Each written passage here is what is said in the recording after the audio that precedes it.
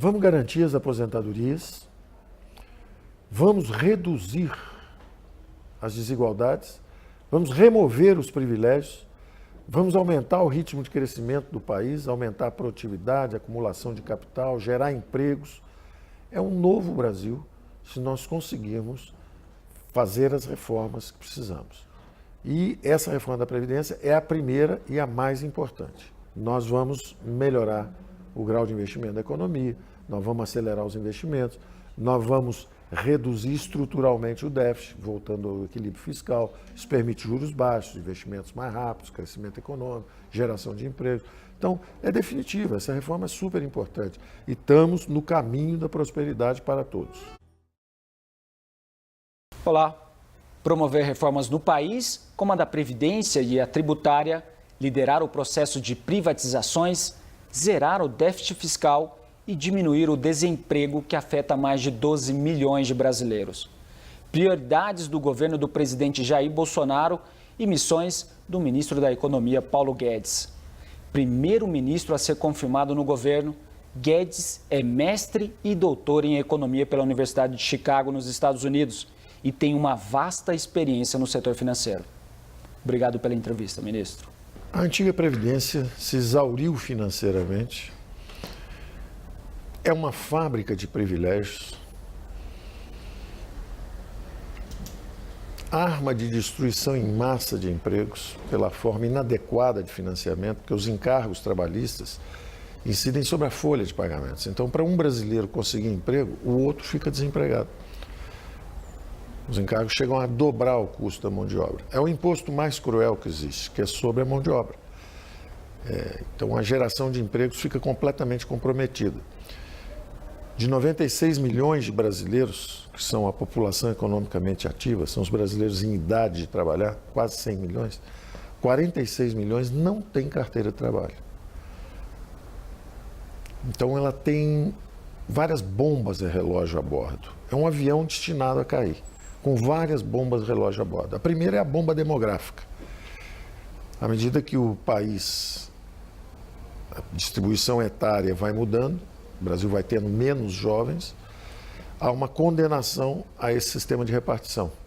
Porque cada vez você tem menos jovens, cada vez mais idosos, e essa bomba está marcada para estourar. O Brasil tem apenas 11% de idosos e a Previdência já está às vésperas de um colapso financeiro. Então, essa bomba demográfica é a primeira grande ameaça. A segunda ameaça é exatamente o desemprego em massa que ela produz. 46 milhões de brasileiros vão envelhecer e eles não contribuem, porque eles não conseguem emprego formal. Então, não conseguem contribuir. A forma de financiamento é tão equivocada com os impostos sobre a folha de pagamentos que você desemprega pessoas, elas não contribuem, elas vão envelhecer, passam a vida desempregadas ou empregadas de forma informal, mercado informal. São empregos de baixa produtividade, de baixas aspirações e baixas possibilidades. Como não tem capital, tecnologia, a produtividade acaba sendo baixa, informal. E essas pessoas estão condenadas não só a uma vida à margem do sistema oficial, como também já condenadas também a uma aposentadoria pobre lá na frente, porque vão quebrar o sistema.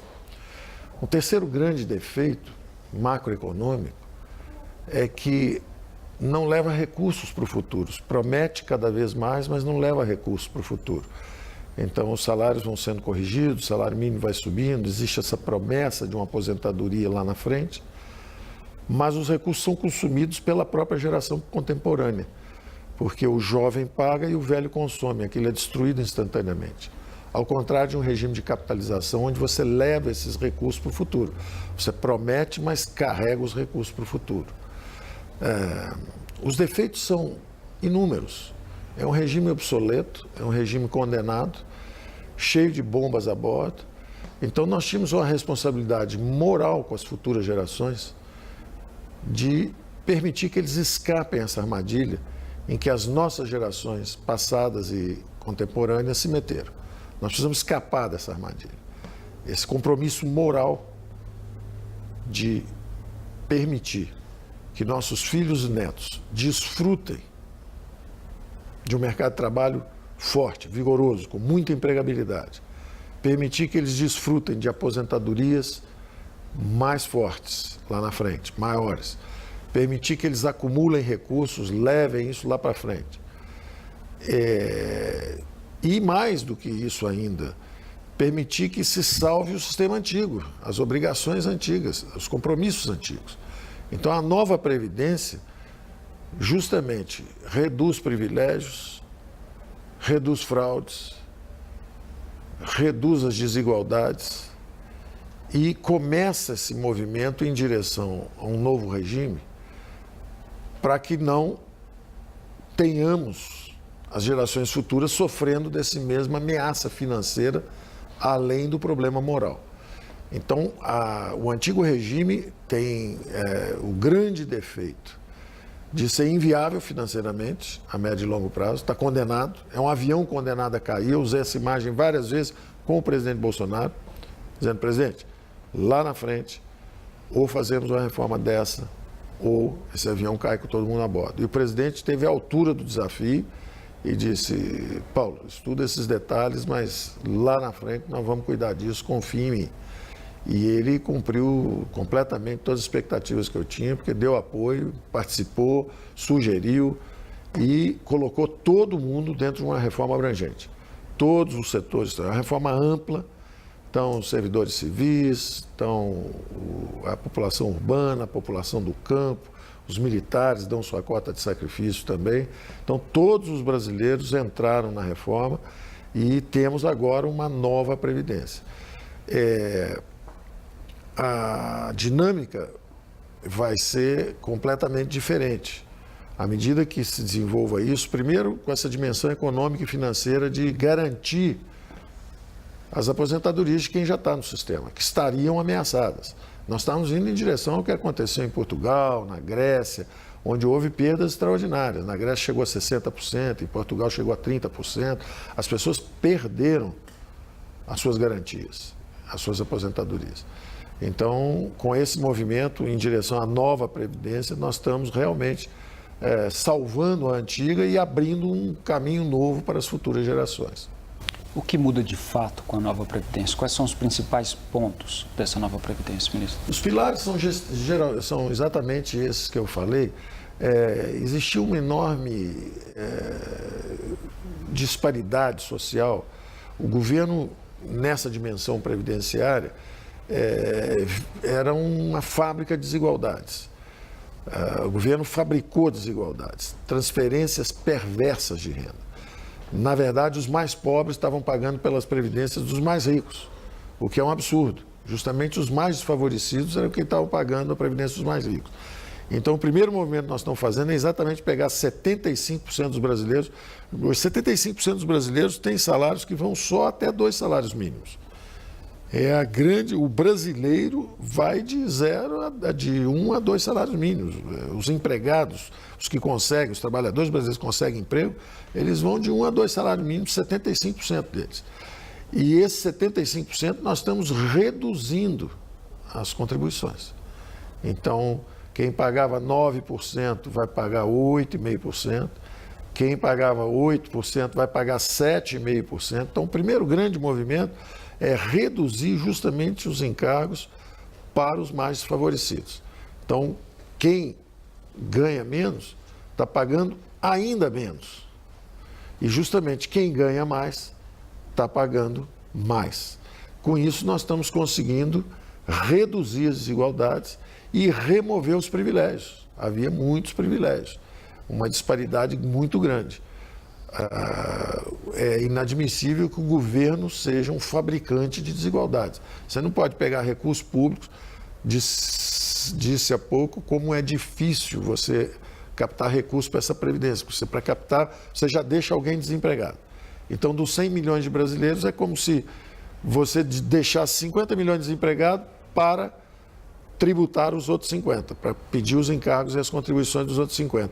Só que desses 50, justamente em cima de 75%, é que você capta mais e transfere para 17%. 17% dos brasileiros, justamente os que estão melhor na escala de renda, ficavam com 41% dos benefícios.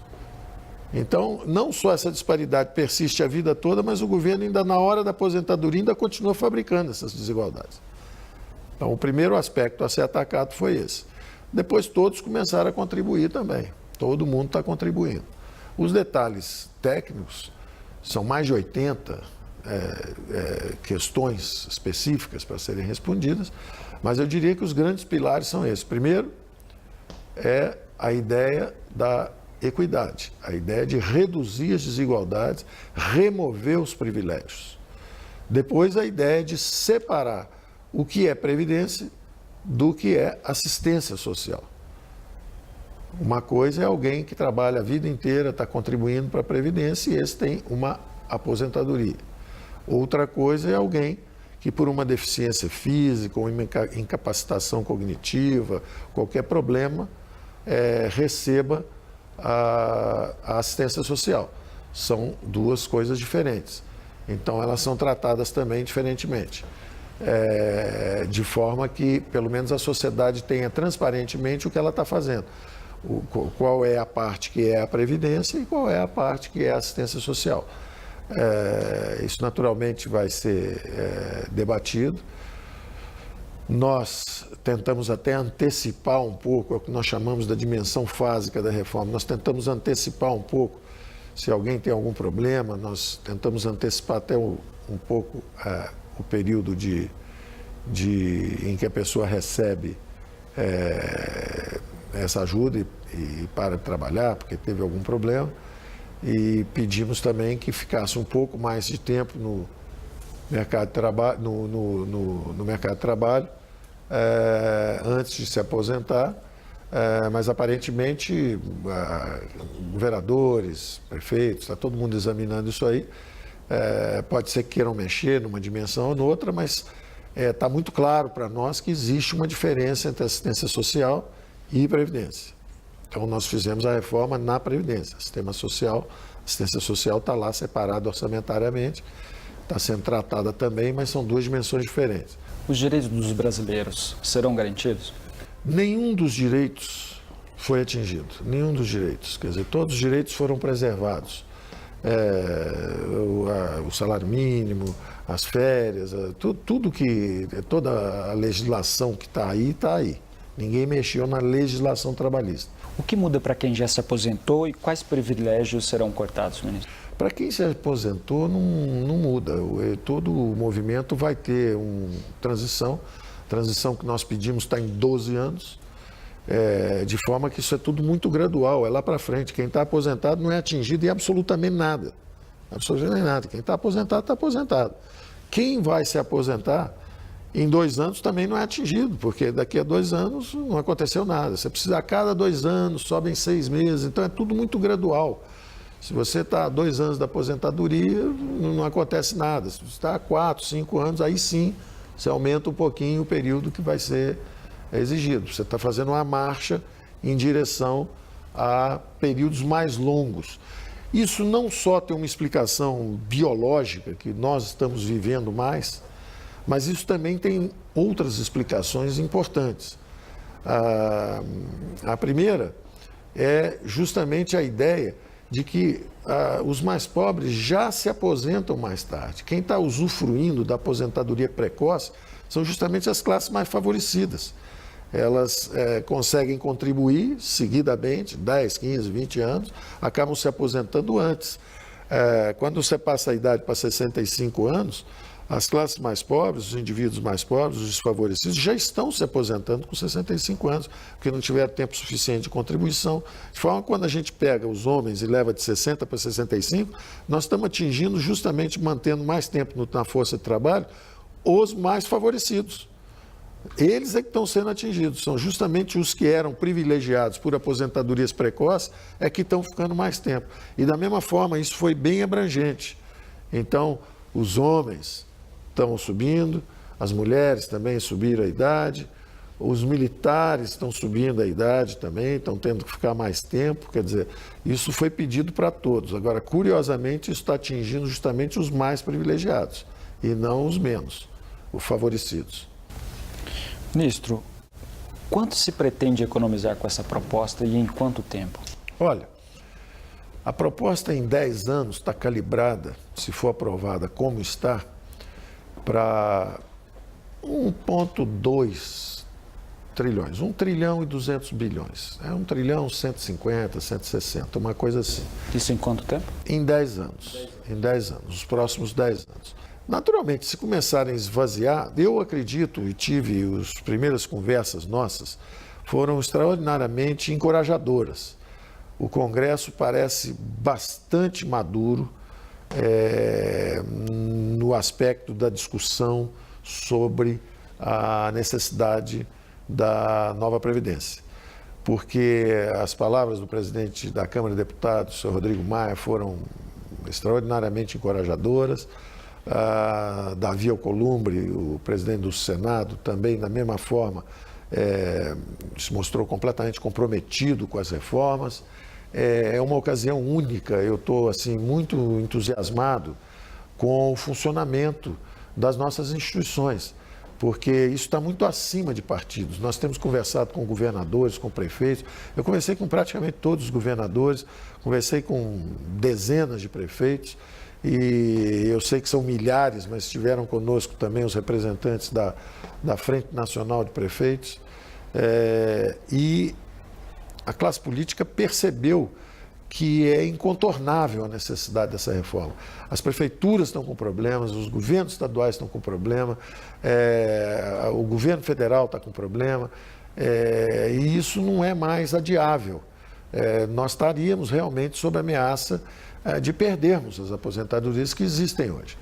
Então, essa percepção da classe política é muito encorajadora, porque isso está há décadas sendo adiado, contornado, e hoje eu acho que chegou a hora dessa nova Previdência, porque há um amadurecimento muito grande da matéria. Pode haver um detalhe para cá ou para lá que vai ser muito bem-vindo.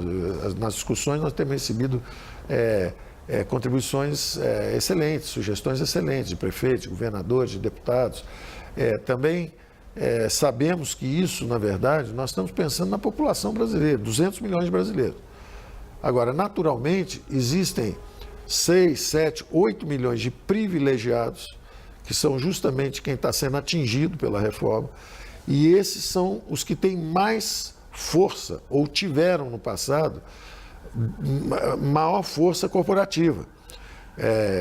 Rondavam os parlamentos, pressionavam os parlamentos, ofereciam favores para os parlamentos, então dizendo, olha, estão ameaçando isso, estão ameaçando aquilo, quando na verdade o que estava sob ameaça são os privilégios. Os privilégios é que estão sob ameaça. Então nós estamos conseguindo realmente pegar os regimes diferentes que havia no Brasil e começando a fazê-los convergir. Partem de pontos diferentes. A mulher, o trabalhador rural, o funcionário público, cada um parte de um ponto. Mas todos estão caminhando, todos aumentaram em 5 anos a sua permanência no mercado de trabalho, todos estão indo em direção lá na frente a uma aposentadoria com menos desigualdades que existe atualmente. Então eu estou bastante otimista. Eu acho até que não está havendo até grande resistência do ponto de vista da classe política esclarecida, porque eles já perceberam que esse caminho é o caminho para botar o Brasil para crescer, inclusive. Gerar emprego, botar para crescer, reduzir as desigualdades. Eu estou bastante satisfeito com as conversas que tenho tido até agora. Vai ser uma surpresa muito grande para mim se mexerem muito nesse projeto. E aí, voltando à sua pergunta, 1 trilhão é uma linha importante. 1 trilhão em 10 anos para cima é a garantia de que nós podemos acelerar a transição, criando novas opções para as gerações futuras. Nós precisamos pensar de que cada vez que nós mexemos nesse número para baixo, nós estamos sacando contra o futuro de nossos filhos e netos. Então, se nós quisermos falar assim, olha, mas coitados das mulheres que poderiam ser um pouco menos e vamos baixar a idade das mulheres. Ok, baixem. Vocês estão sacrificando os filhos e netos dessas mulheres. Se perguntarem para essas mulheres como é que elas pensam a respeito, elas vão dizer, não, então eu prefiro ficar com essa idade que está aí, mas meus filhos e netos vão ter mais segurança lá na frente. Além de eu saber que eu vou receber minha aposentadoria direitinho. Então, eu acho que é muito importante isso. Passou a fase da demagogia, passou a fase de dizer que a reforma da Previdência era contra os mais pobres, porque não é verdade. Ela remove privilégios, ela reduz desigualdades e, mais do que tudo, ela visa garantir não só as aposentadorias existentes hoje, mas também o emprego e as aposentadorias das gerações futuras. Então, é muito importante, a classe política parece ter amadurecido esse conceito, é muito importante ter em mente o seguinte, se você quer alguma coisa para você é trabalhador rural, você é militar, você é civil, seja quem for você, o brasileiro, você quer alguma coisa para você, vá lá e saque contra o futuro dos seus filhos e netos. Reduza o número. Você está prejudicando seus filhos e netos naquele número. Se você conseguir reduzir em 100 bilhões, passou de 1 trilhão, 150 bilhões, para 1 trilhão e 50, você acaba de sacar 100 bilhões de filhos e netos lá na frente. Só para finalizar, ministro, o senhor estava falando sobre o papel do Legislativo nessa nova reforma. A proposta agora segue um longo rito de tramitação no Congresso Nacional.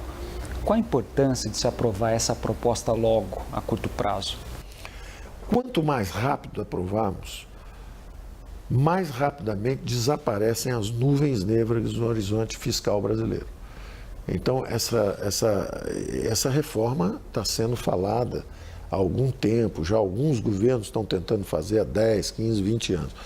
E o buraco fiscal está lá. E a situação se agravando. E nós cada vez mais próximos de termos um problema dramático, como tiveram Portugal, como tiveram Grécia, esses países que demoraram a fazer a mudança. Curiosamente, todos esses países que fizeram a mudança, depois saíram crescendo. E as perspectivas melhoraram muito, os salários aumentaram, o desemprego reduziu-se dramaticamente. Então, isso é conhecido, é sabido, isso é uma nuvem negra que está no horizonte do futuro brasileiro. Então, quanto mais rápido aprovarmos em 2, 3 meses, o Brasil esse ano já começa com outras perspectivas, já começam ondas de investimento, os empregos já começam a retomar, que foi a sua primeira pergunta a respeito de desemprego lá na frente, são 12 milhões de brasileiros desempregados, 12 milhões são os que disseram que estão desempregados e não estão procurando emprego, mas tem um grupo enorme, como eu disse antes, tem 46 milhões de brasileiros que não contribuem, porque eles estão nos mercados informais. Então, embora eles não estejam nessa estatística de desemprego aberto, a grande verdade é que são pessoas que estão trancadas numa bolha de baixas aspirações, baixos rendimentos, baixa produtividade, baixas aspirações na vida, que é lamentável.